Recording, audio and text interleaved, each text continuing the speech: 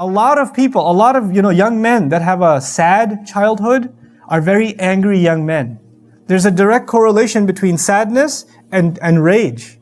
They experience trauma in their childhood or in their youth, maybe from an abusive parent, maybe from an abusive household or a society, and it translates into them becoming very, very angry, abrupt, violent young men.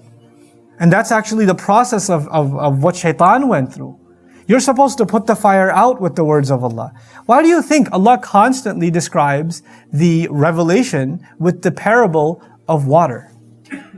Like, Qur'an is compared with the rain in the Qur'an. Why? Because water puts out fire. It takes away hopelessness. It takes away rage. It brings calmness. It gives life.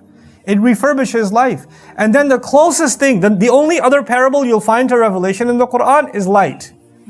So there's either water or light. And these are the two essential components of making sure life exists on this earth.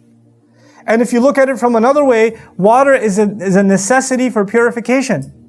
It's a necessity for purification. And light is the absence of darkness. Light removes darkness and all dark emotions, dark feelings, anger, rage, hopelessness, jealousy. These are dark emotions. Light comes and it removes them.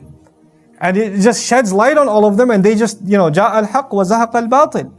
This is the role of the word of Allah and we have to restore that word. Restore that role. There are people who unfortunately have an anger problem themselves. They have a disorder. They have a personality disorder. They're enraged.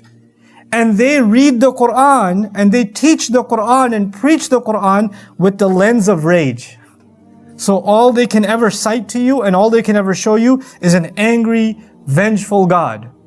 And an angry, vengeful religion in which your chances of going to Jannah are slim to none.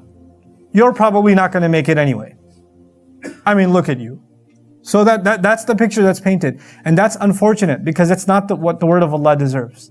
You have to let the word of Allah speak for itself. Yes, Allah is angry sometimes, absolutely. We already read, خَتَمَ اللَّهُ عَلَى قُلُوبِهِمْ وَعَلَى سَمْعِهِمْ وَعَلَى أَبْصَارِهِمْ. There are some people who deserve the anger of Allah. But to take that and throw it on everybody is that's dhulm.